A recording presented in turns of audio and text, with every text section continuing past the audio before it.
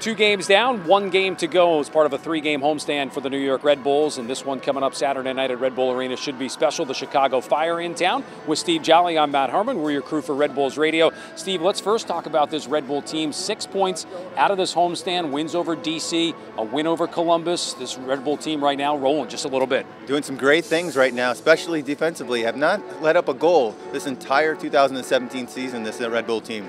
A lot of positives going into the Chicago game coming up.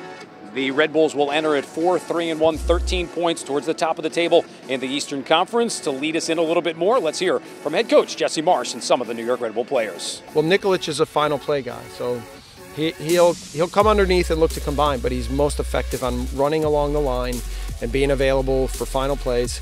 He reminds me of a player that I coached, Marco DeVaio, and DeVaio's ability to move along the line and now just be off sides a few times in a game, but that one time that he's not, then make it into a real big chance. So, you know, we have to do a good job of accounting for him, of making sure that we don't just play a high line, that we're always ready to drop when there's space and time on the ball. And then, you know, and that often means that Schweinsteiger's the one. So Schweinsteiger has, I think, brought a level of experience and confidence and belief in their team, which is what big players do.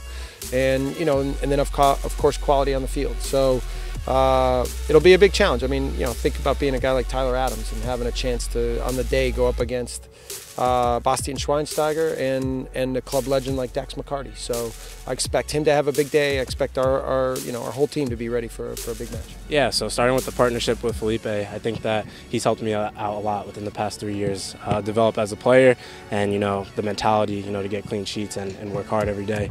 But for the back four, they've been the anchor of the team, and we know that if they're the anchor of the team and me and Felipe can put in a good shift, that, you know, we're going to keep providing clean sheets for the team, and then Sasha and Brad and the other attackers are going to set up goals for us, and we're going to keep getting 3 points. You know, obviously a lot of praise for them around the Chicago community now and then within their team. But like I said, we're just going to make it tough on us. On him. We have a philosophy. We know we're going to press them and try to make it hard, clog up the midfield, and spring our attack. Well, that's one thing that we'll have to evaluate early on, is how much do they want to try to play through our pressure. How much, you know, where are they looking to play through our pressure?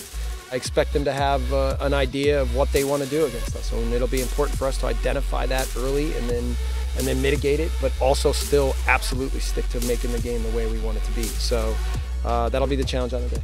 It's a Chicago Fire team, much improved from a year ago. 3-2-2 overall, 11 points, Steve, no question about it. The midfield is what makes this team go. Dax McCarty will make his return here to Harrison. Bastian Schweinsteiger, the addition, Janino. It's a Fire team much improved and pretty dangerous. Without question, this is a Chicago Fire team that struggled a little bit in 2016, but in 2017, a completely different team, and it all comes down to those 3 guys in the midfield.